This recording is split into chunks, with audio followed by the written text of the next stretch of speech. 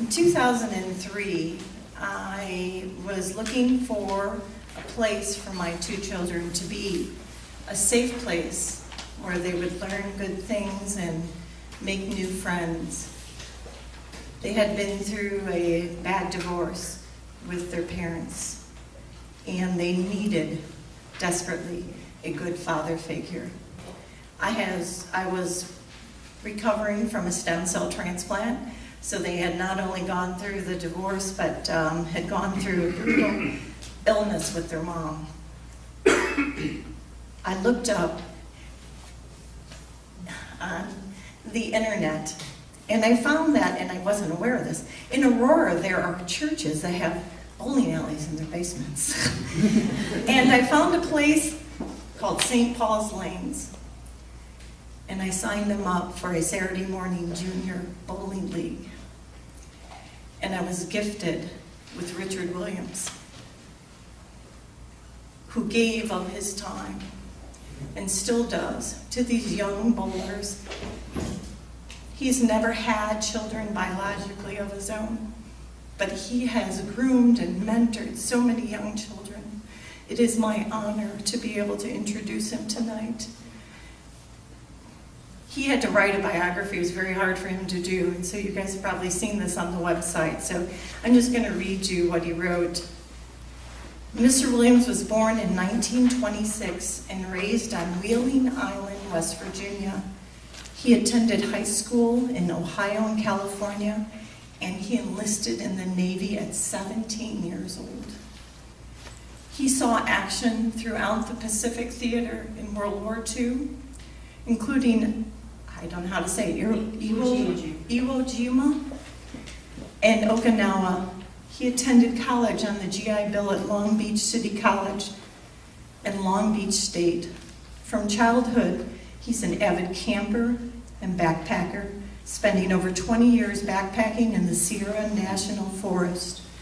At one time, he was heavily involved in scouting. He's a talented graphic artist, illustrator, and better than average calligrapher. He has over 50 years experience as a bowling coach, instructor, and ball driller. In recent years, he's been involved with the Honor Flight, Chicago, and has served as their designated poet laureate. He suffered nerve damage in World War II due to concussion, which has caused hearing loss. His eyesight failed around 2005. This meant the end to artwork and calligraphy, so he began major ventures into writing, predominantly metered and rhymed verse. He's proudly pro-God, pro-life, pro-family, pro-nature, pro-education, and pro-courtesy. He followed this up with an email to me that said, this is really his unofficial bio, and I was not to print this, but I did. This is what he really wanted to say. I was born, it's been a hell of a ride, but don't stand in my way, I am not done yet. Of course, you have to understand that we start even. You don't know what to expect, and I don't either. I like to write in verse. Unfortunately for publishers, I like to write like Longfellow and Edgar A. Guest in rhythm and rhyme. And of course, that's not the going way. So what you're going to hear are individual pieces that I like. A lot of the things that I have written are best probably read interpretively. But I did not write them thinking I would be standing in here without being able to read. So this is going to be an experience. The first one is, of course, the old rocking chair. Right there, across the room, you'll find the best friend ever made. A better friend can't come to mind. The kind you'd never trade. It never has been known to quit, despite some wear and tear, but sturdy still, with oak and grit. My mother's rocking chair. I feel my heartstrings being tugged. In flashback form, I see a toddler warmly held and hugged, ensconced on mother's knee.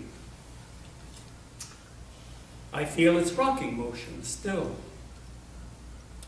its rhythmic cadence count. Oh, time, you think you never will destroy that favorite mount. As memories come flying by, my children's faces glow, as each in turn would ever try to make that rocker go. And then my children's children came. That chair, their favorite place, as each in turn played the game. Each face, a happy face. Though old, I'm not so old to dream, to recognize a friend. That chair and I will be a team, and will be to the end. You'd be advised when I am gone, I'll say this from above. Embrace that chair, and see the dawn, and know the touch of love.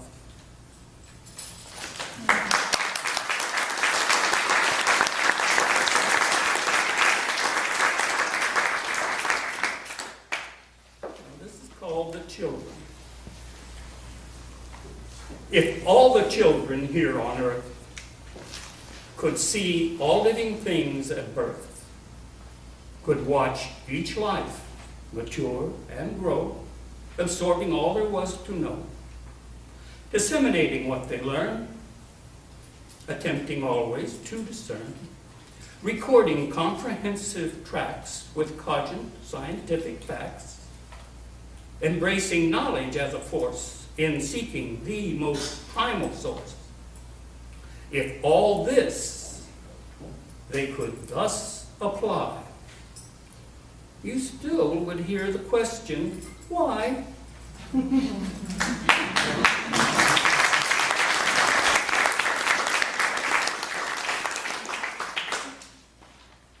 My not so little girl. At times, it's hard to understand how time can fly. You watch your children grow, but aging doesn't score until one day it hits you like a thrown pie. Your little girl is not so little anymore. When she went out for softball, I just smiled. The game I knew was not a children's game at all. For honestly, let's face it, she was just a child.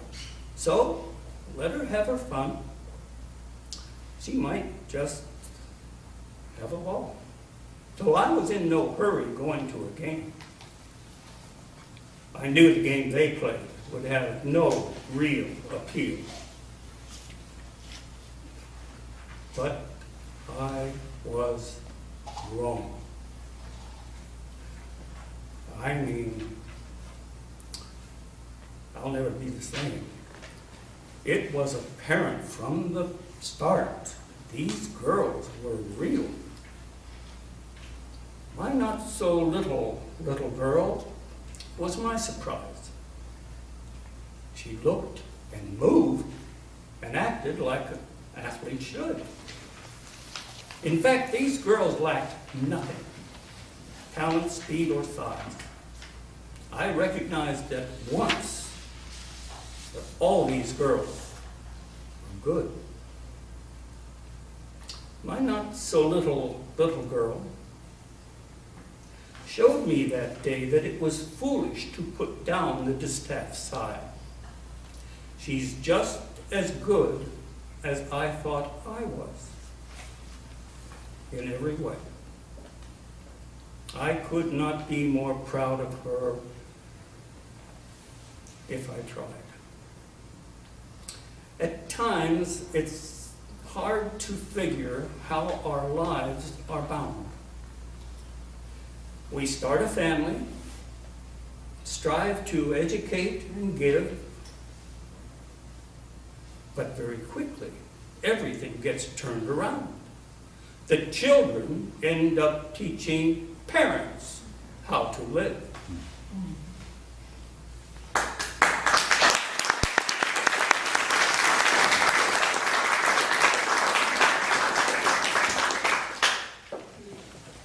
You have no choice in being born. No blue chip affidavit sworn.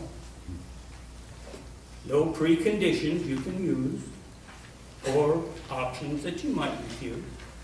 You cannot pick your social rung or family tree or native tongue. There is no guarantee wherein you pick the color of your skin. Yet we adults, so vainly proud, insist on teaching hate out loud,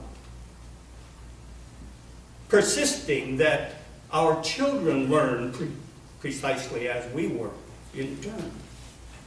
The sad part is, without a doubt, we don't know what the hate's about.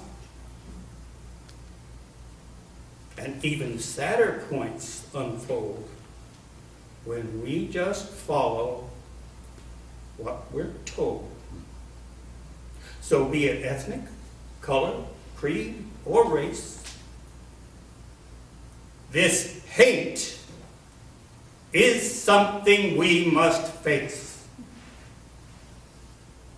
If ample reasons were at hand, perhaps we'd see and understand, but no such reason does exist beyond the scowl and tightened fist.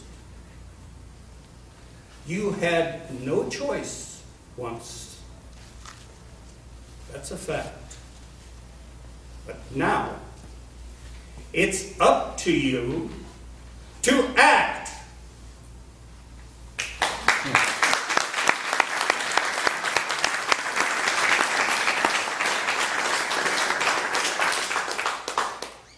Okay, so it's Father's Day. What's the big deal?